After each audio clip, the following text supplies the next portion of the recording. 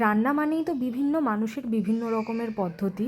তো আজকে আমি আলুর পরোটার রেসিপিটা শেয়ার করছি আমার মতন করেই। যে কোনো রান্না শুরুর ক্ষেত্রেই আমি কাটাকুটিটা আগে করে নিই। সেই মতন আমি প্রথমেই পেঁয়াজ, টমেটো, ধনেপাতা আর কাঁচা লঙ্কা কুচি করে নিয়েছি, আর কিছুটা আদা আর রসুন গ্রেট করে নিয়েছি। এরপর কড়াইতে বেশ খানিকটা সর্ষের তেল গরম করে তাতে সামান্য গোটা জিরা ফোড়ন দিয়ে কুচি করা কাঁচা লঙ্কা দিয়ে একটু নেড়েচেড়েই দিয়ে দিয়েছি পেঁয়াজগুলো। পেঁয়াজটা সামান্য একটু ভেজেই মাঝখানটা একটু ফাঁকা করে দিয়ে দিয়েছি আদা আর রসুনটা। এরপরে দিয়ে নিয়েছি কুচি করা টমেটো।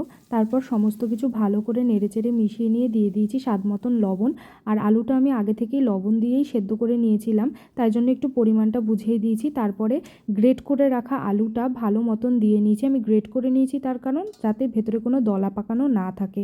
এরপরে সমস্ত কিছু মিশিয়ে নেড়েচেড়ে নিয়ে ওপর থেকে দিয়ে নিয়েছিলাম কুচনো ধনেপাতাগুলো। তারপরে দিয়েছি বেশ খানিকটা ভাজা মশলা, নামিয়ে নিয়ে ঠান্ডা হতে রেখে দিয়েছি। এইদিকে আটা আর ময়দা সম পরিমাণে নিয়ে তাতে স্বাদ মতন চিনি, নুন আর ময়ামের তেল দিয়ে ভালো করে ময়াম দিয়ে নিয়ে নর্মাল জল দিয়ে মেখে 5 থেকে 10 মিনিট মতন আমি রেখে দিয়েছিলাম লেচি কেটে কেটে।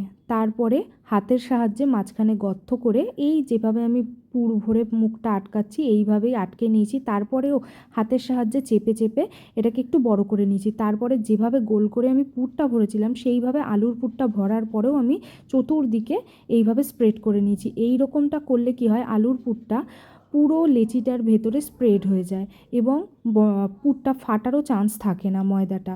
তারপরে আবারও বেলনির পিঁড়ির মধ্যে নিয়ে খানিকটা হাতের সাহায্যে চেপে চেপে বড় করে নিয়ে হালকা হাতে গোল করে নিয়েছি।